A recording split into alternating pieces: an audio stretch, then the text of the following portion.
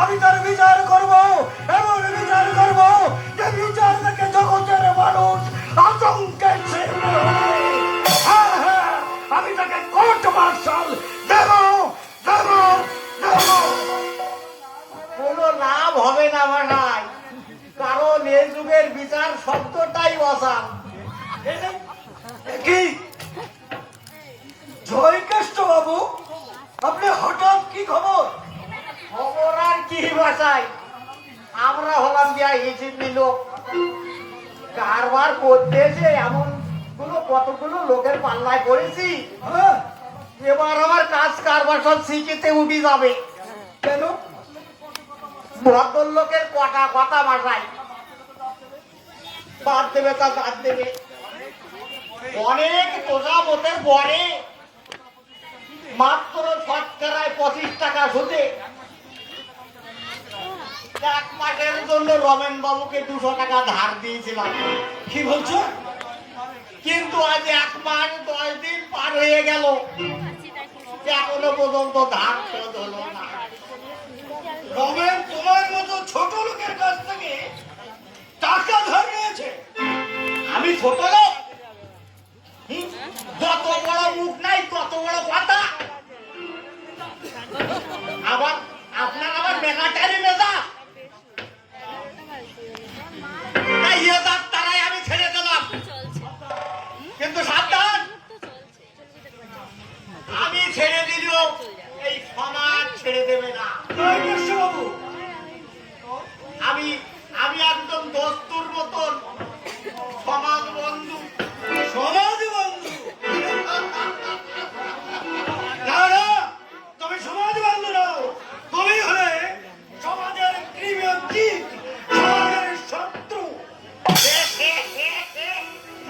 টাকা তার আমার গায়ে কামড়ায় না বাসায়, তো সেই টাকার কামড়ে আমি মুক্তি পেতে কান ছত্র খুলে বলবো আমরা হলাম হিসেবি লোক, যা করি একেবারে হিসেব করেই করি।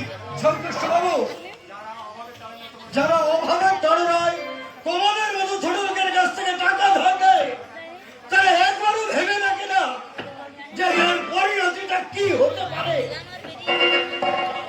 এইসব অসম্ভব ইড়িং বিড়িং কথা এইসব বলবেন না। কেন বলবো না? নিশ্চয়ই বলবো না, বলবো। এখানে আমার কি উদ্দেশ্য? আমি হলাম যে হিসেবি লোক, কিন্তু আপনার সাথে তো আমার সমস্ত হিসাব মিটে গেছে। আমার খাতা আর চিত্রগুপ্তের খাতা দুটোই ভাইরা ভাই। এই খাতা থেকে নাম কেটে যাবা একেবারে মুখের কথা না। যাক, তোমার সেই গুরুদার স্বামীটা বাড়িতে এলে বলবে আমার পাওনা টাকাটা যেন পাই টু পাই মিটিয়ে দিয়ে আসে, আর না দিলে আবার আমি আসবো, আর এবার এলে একেবারে গুটিয়ে দিয়ে যাবো। হ্যাঁ, কথাটা যেন মনে থাকে। জয়কৃষ্ণ বাবু, যাও, বেরিয়ে যান এখান থেকে।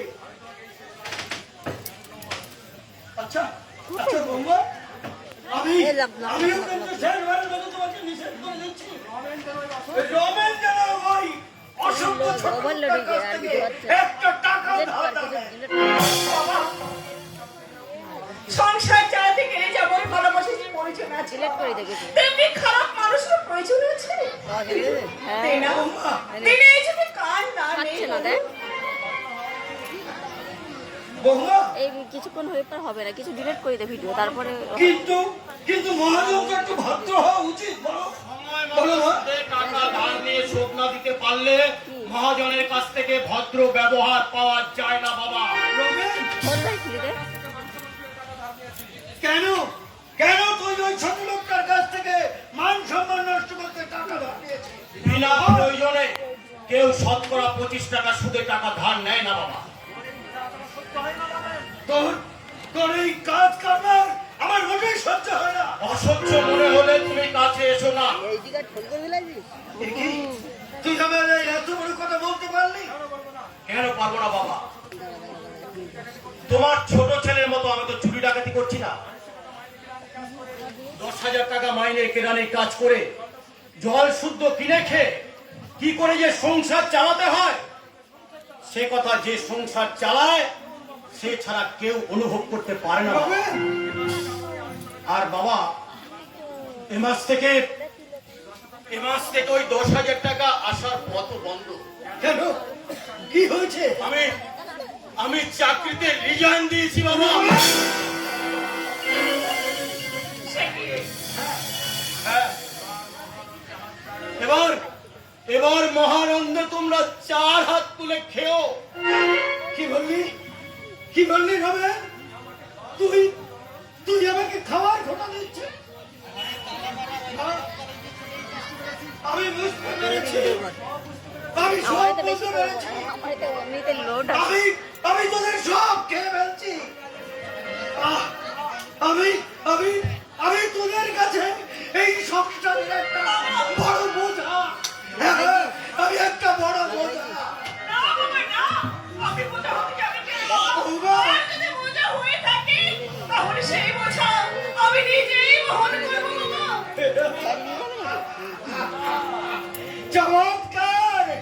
চমৎকার এই দুনিয়ার লীলা খেলা।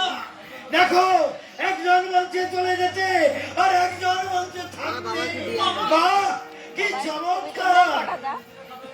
এরা নিজেরা খাবে, নিজেরা পড়বে। এই বড় বাপটাকে দুটো খেলতে দিলে এদের মন্ত্র টান পড়বে।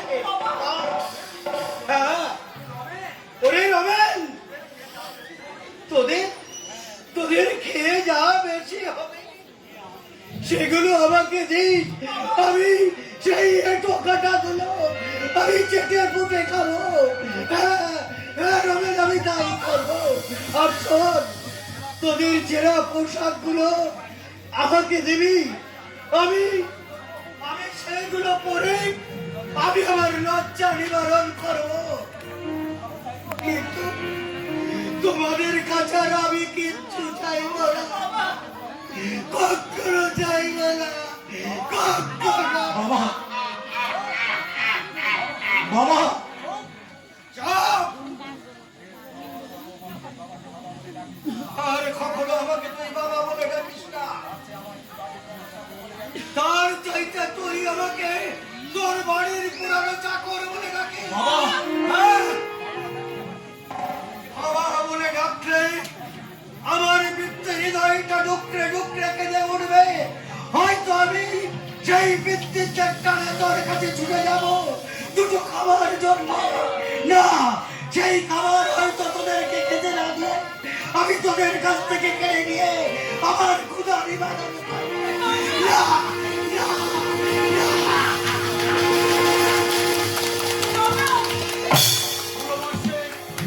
পুরো বয়সে বাবার ভীমগতি ধরেছে।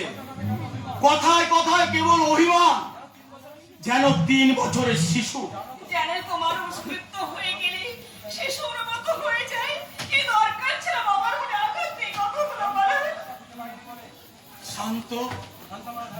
সান্ত্বনার ভাষা খুঁজে পায়নি বলে তোমার চারিদিকে ঘোর অন্ধকার, সব কিছু গ্রাস করে নিতে চাইছে মনিকা।